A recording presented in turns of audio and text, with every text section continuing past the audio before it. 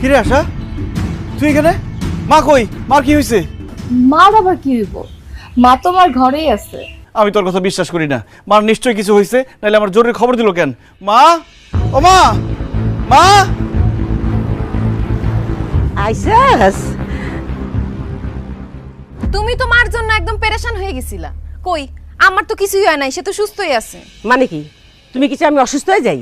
আপনি অসুস্থ হন সেটা আমি কেন চাবো? 2 দিনও হয় নাই আমার বাপের বাড়ি গেলাম আপনার ছেলেরই নিয়ে। এর মধ্যে বাড়িতে কি এমন ঘটলো যে আমাদের জরুরি ভাবে বাড়িতে আসতে বললেন? হ্যাঁ মা, কত কি হয়েছে? শাহিদ, একটা সুখবর আছে।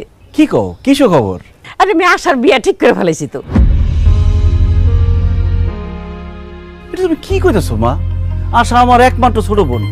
আমি বাড়ির থেকে যাইতে না যাইতে আমার না জানাই তুমি তার বিয়া ঠিক করে ফেলাইছো?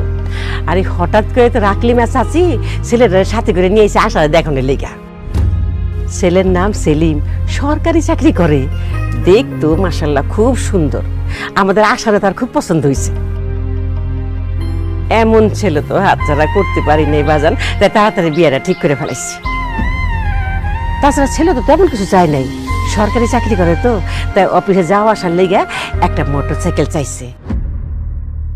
আর আশারে একটু কানে গলায় একটু স্বর্ণের জিনিস চাইছে। আর একটু ভালো করে অনুষ্ঠানটা করলেই হইব।